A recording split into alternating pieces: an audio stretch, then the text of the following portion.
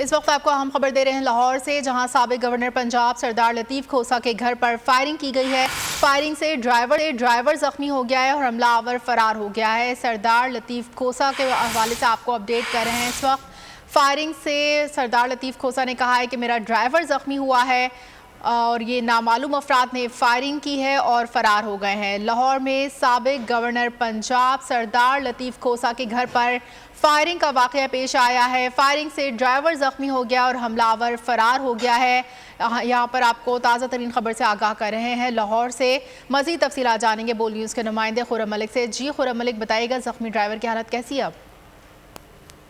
Governor Punjab लतीफ़ खोसा के घर पर फायरिंग का वाक़या जो है वो सामने आया है, जबकि लतीफ़ खोसा का इस हवाले से कहना है कि मेरे घर पर जो है वो फायरिंग हुई है। फायरिंग से मेरा ड्राइवर जो है वो जख्मी हुआ है और नामालूम अफराद ने फायरिंग की और फरार हो गए हैं। इस वक्त जो जख्मी है, जो उनका ड्राइवर है, उसको तिब्बी इमदाद के लिए करीबी हॉस्पिटल जो है मुंतकिल किया गया है। अभी तक यही कहना है कि लतीफ़ खोसा का कि जो ड्राइवर है वो अभी तक खतरे से बाहर है और डॉक्टर का यही कहना है कि फायरिंग की जो शेल है वो इसको लगे हैं। और इस वक्त लतीफ़ खोसा के इर्द गिर्द जो रहायशी इलाका है, क्योंकि खौफ रात फैल चुका है और इस वक्त लतीफ़ खोसा जो है वो खोज लगा रहे हैं कि फायरिंग जो है वो किसने की है। इर्द गिर्द की जो CCTV कैमरे लगे हैं उनकी मदद से जो है वो फरार होने वाले मुल्ज़मान को जो है वो ताक़ुब करने की कोशिश की जा रही है। पुलिस की नफरी जो है वो भी लतीफ़ खोसा के घर के बाहर जो है वो पहुंच चुकी है और यकीनन एक अफसोसनाक वाक़या है, क्योंकि साबिक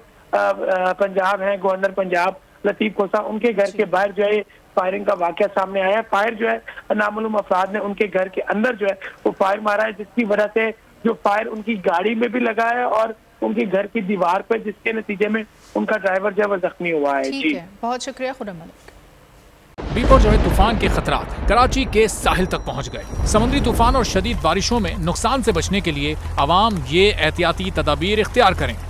दफा 144 पर अमल करें और हरगिज साहिल का रुख न करें। साहिल समंदर के नशेबी इलाकों में रिहाइश पजीर अफराद फौरी तौर पर महफूज जगह पर मुंतकिल हो जाएं। दौरान बारिश और आंधी में गैर जरूरी बाहर निकलने से परहेज करें। तमाम जरूरी अद्वियात प्लास्टिक के बैग में अपने साथ रखें।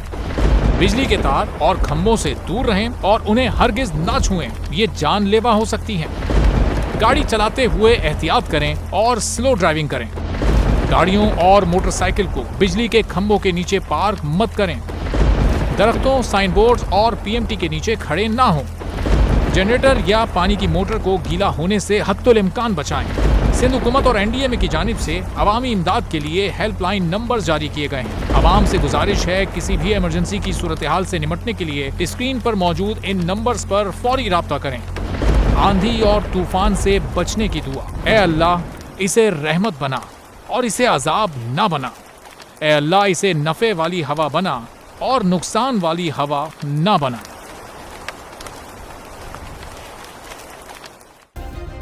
सब्सक्राइब करें और बेल दबाएं ताकि कोई खबर रह न जाए।